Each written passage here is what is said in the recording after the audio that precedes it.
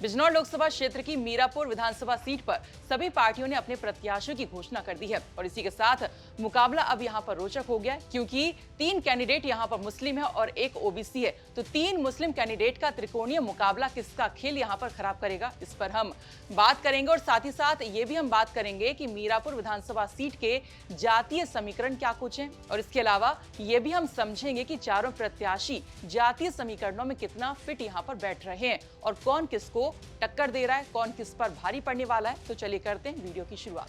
नमस्कार, आप देख रहे हैं यूपी तक और मैं हूं आपके साथ सरिता तिवारी। सबसे पहले यहाँ पर हम देखते हैं मीरापुर विधानसभा सीट के जातीय समीकरण क्या कुछ हैं। इस सीट के जातीय समीकरणों की बात करें तो यहाँ करीब 38% ओबीसी है, 37% मुस्लिम है, 19% यहाँ पर दलित मतदाता हैं।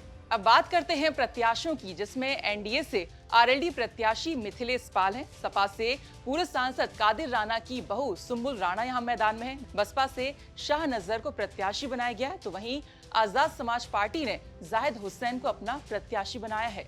तो यहाँ पर एनडीए को छोड़ सपा, बसपा और आजाद समाज पार्टी कांशीराम, इन तीनों पार्टियों ने ही मुस्लिम प्रत्याशियों पर दांव चला है, जिससे मुकाबला त्रिकोणीय हो गया है। इस सीट पर मुस्लिम और ओबीसी लगभग बराबर यहाँ पर वोटर्स हैं। आरएलडी के सिंबल पर मिथिलेश पाल मैदान में है, जो कि ओबीसी है, और अगर मुस्लिम वोट बटे तो मिथिलेश पाल को यहाँ पर फायदा हो सकता है, क्योंकि ओबीसी वोट इनको अगर मिले और साथ में कुछ मुस्लिम और दलित भी वोट यहाँ पर मिले तो ये बाजी मार सकती है। बता दें कि बसपा आरएलडी और समाजवादी पार्टी में भी रह चुकी है और अब बीजेपी में है। ये 1995 में बसपा से जिला पंचायत सदस्य बनी, 2007 में राष्ट्रीय लोकदल से मोरना विधानसभा का चुनाव भी ये जीत चुकी हैं। इस साल 2012 और 2017 में आरएलडी से लड़कर मीरापुर सीट से ये चुनाव हारी थी। अब बात करते हैं सपा प्रत्याशी की, तो मीरापुर सीट से सपा ने मुजफ्फरनगर से पूर्व सांसद रहे कादिर राणा की बहू सुंबुल राणा को मैदान में उतारा है।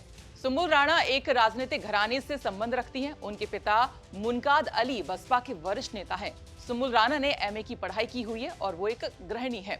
वहीं बसपा ने शाह नजर पर दाव लगाया है, तो वहीं आजाद समाज पार्टी कांशीराम ने जाहिद हुसैन को अपना प्रत्याशी बनाया है।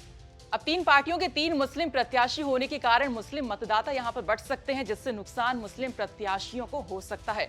वहीं पिछले अगर हम 3 चुनावों के परिणामों की बात करें तो 2022 में आरएलडी इस सीट पर जीती थी। 2017 के विधानसभा चुनाव की बात करें तो यहां से 2017 में बीजेपी जीती, लेकिन सपा प्रत्याशी 2017 में मात्र 193 वोटों से ही हारे थे और उससे पहले 2012 में बीएसपी जीती।